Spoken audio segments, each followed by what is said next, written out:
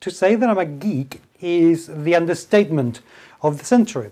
As geek that I am, I have my idols, let's say, and when one becomes a friend with one of my idols, then life is very good.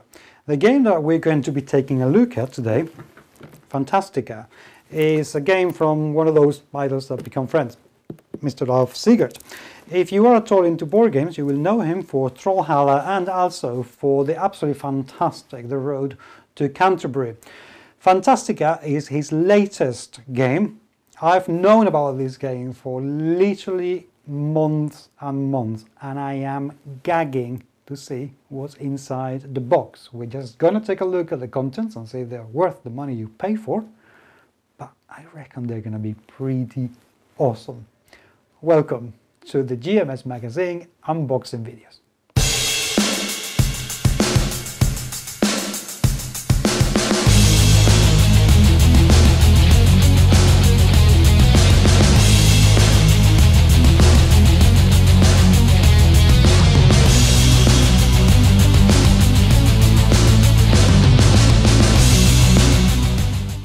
Yes, my friends, just to let you know, I don't know what the game is like inside, but it's very, very unlikely you'll hear me say anything bad about it because, okay, yeah, Alf is a friend and therefore I'm not going to dish out anything he does.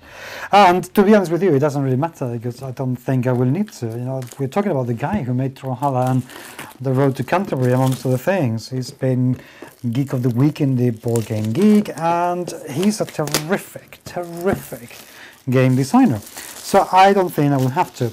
And I am very, very excited about this game because I've known about it for an awfully long time when it was in pre-production stages, and Alf asked me if I would rather have very high quality cards or very high quality box. And I said, very high quality box, please. And boy, we have it. I mean, I hope the camera can see how thick this box is, because it's seriously thick. I mean, you could kill a man with this. It's like a weapon. The artwork is beautiful and the lamination is just lovely. It's very, very nice to handle. Beautiful illustrations, so evocative, so gorgeous. It just makes you want to dive into the game and play. So let's do that. Right. First of all, we get two cards. One with a glossary, good idea. I like that, an awful lot, which is great. On the back, the detailed turn summary, which is also very, very good. And the second one, you have the expansion guide with bonus cards on the Adventure for Hire expansion, and Treasure Hunt expansion, and the mystery tokens. Now, without having played the games, that tells me that the replayability is going to be enhanced by the use of expansions. The word expansion to me means that it's optional, you don't need to use it. But if you do, you're adding one more layer of depth to the game. Now, Fantastiqa is a storytelling board game. Since I'm storytelling mad myself, that would immediately, even if this game were designed by anyone, it would already interest me. Good, simple, normal layout of the instructions, starting with story, the object, the setup of the game, good illustrations, good size, could be a little bit bigger, but that's fine. Everything seems to be clear enough from where I'm standing. There's nothing in here to put me off the rules. The fonts are easy enough to read, even though I am not particularly fond of italics, and if anything because I'm dyslexic, but that's my problem, not anybody else's, hopefully. Description of all the components of the game. The quality of this paper, I really wish you could touch this, is brilliant. There's one thing I am not, and it is scared to actually handle this. It feels very, very thick paper. The lamination is beautiful. The finish, shiny finish is lovely. The colors are so vibrant, and the printing quality is absolutely outstanding. Very nice indeed, sir. and at 12 pages, I'm sorry, with some, look, simplified rules. That's excellent. I like this. Very good. We go for the board. I'm expecting great things from this board. And this is surprising. This is very surprising because of the monochrome, sepia-ish type graphic design. I was expecting something a bit more colorful. Does this disappoint me? No, because the components are meant to be taking all the space, and they're meant to be, it's not about the board itself. It's about the stories told with the components that come with this board. So it surprises me, but it doesn't at all disappoint me. It's actually quite nice. I like the edges, very nice within the theme, and the one thing that I really like is the quality of the board itself. It's not incredibly thick, it still has a fair bit of flexibility within it, but the seams are actually quite thick. So I can imagine that this board will be able to see an awful lot of use, and unless you don't behave as you should, it should be seeing an awful lot of gaming years. Very typical in Alf's games. These kind of little sideboards were also present in The Road to Canterbury.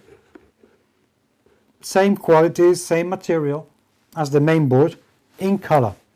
Yep, I don't mind this at all. I like it. Inside, let's start with the cards, because this is what Eagle and Griffle games, this is what Alf was asking me about a very long time ago now. And the options were to have very good quality cards or very good quality box. Now, since you can put the cards in sleeves, and there are plenty of companies out there that create sleeves for this sort of cards, with Mayday coming into mind, it doesn't bother me too much if the quality is not as good as it could be. Having said that, the quality is pretty impressive. The cards are not spectacularly thick, but they do have very good lamination with a very nice pattern, quite typical. That means that it will be able to withstand dirty fingers within reason. Don't overdo it. The color is gorgeous. The design of the card is very simple as well.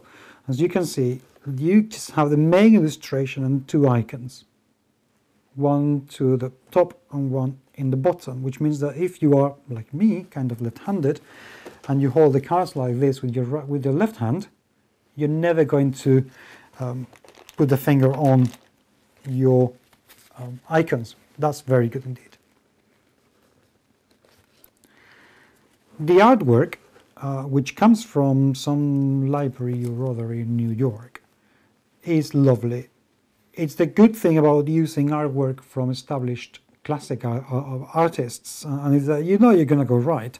Yes, you don't have your original art, so you can find the same artwork from the cover in another games, but you're promoting art, you know, well-known art, and it still looks beautiful. So I like this. This is really good, and it's just.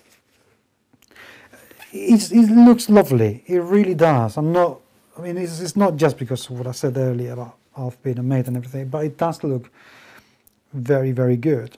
And I am a bit pedantic when it's about artwork, so I would say if I didn't feel that's the case. Now I'm going to open this one. I wasn't going to, but I am, because in Mr. Seegert's sort of style, we get the Circle of Subduing, which is basically, it gives you the turn summary, one per player, and it is the same board, same kind of cardboard as the board and the sideboards. One per player. Nice detail. We like this. big tokens. By the way, this game is a storytelling game, which I've already mentioned, and you're meant to be fighting creatures and subduing them and getting them as allies and getting their vulnerabilities. We have 3 different tokens, 2 of each. Okay, and see if I put them around here. Camera may be able to pick them up. 2 chalices, 2 griffins, and 2 towers. They could have gone into creating a very detailed mini. They haven't. They've gone for simple wooden stuff. The reason I like that is that it will not distract from the story itself. You know, it will let an awful lot of imagination to figure out what are the ornaments in these chalices, how big or fierce are the griffins, how tall, whatever are the towers. I really like that. More cards. There's an awful lot of cards in this game. I'm gonna be faster now because running out of time. Look, little gems. How cute is that? Lovely, lovely little gems that you will be playing with. I promise you will be playing with them. Terrific. I can't help but smiling when I'm opening these things. I don't know what this is. Oh, more little... These are like coasters. What is this for? I'm so looking forward to playing this game. And you get a few of these things. Let me open them for you. I don't know what they are. This is a complete surprise for me. This is like Christmas all over again as far as I'm concerned. Fields, forests, the wetlands, the hills, the frozen wastelands, and the highlands. All beautifully illustrated with classical artwork. How absolutely stunning is this?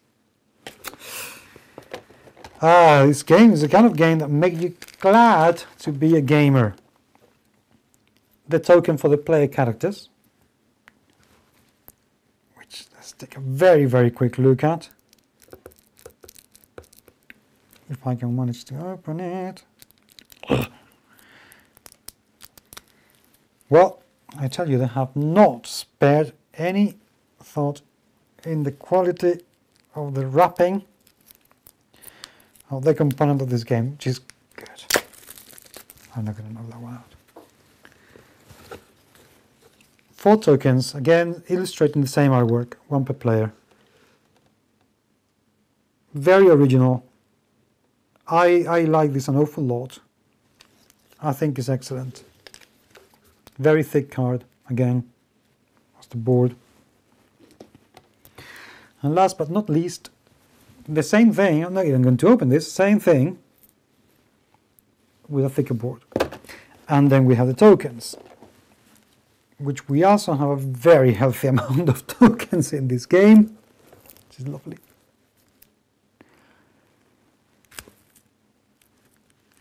And I presume they're going to be the same quality as all the cards, and indeed they are. Thick, nicely laminated, no nonsense, icons in here. You know exactly what they are, what they're meant to be, what they're meant to do, and the value, and that's it. Shoot me, I love this. I cannot wait to play this. You should buy it. It's just very, very nice. The insert, by the way, is very well thought.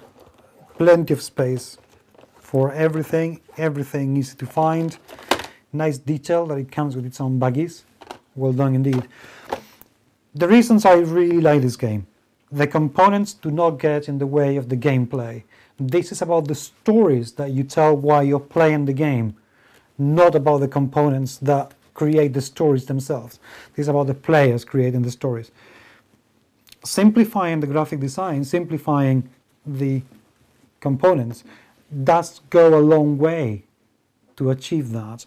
And it is credit to Alf's talent and Eagle and Griffin Games to bring out something like this and having thought to that level of detail, when it could have been so easy to get distracted and go into a hugely produced with incredibly detailed minis or what have you. They haven't. They have taken the risk of going for something simple, and I applaud that. The quality of is just beautiful. The whole thing is so well done that however much money you have to spend on this game, I would thoroughly recommend that you go out and get it. Also, by the reaction I got when I announced in Twitter that I have obtained this game, I reckon that everyone will have a great amount of fun. So yes, save your pocket money, go out there and get this. It's just lovely.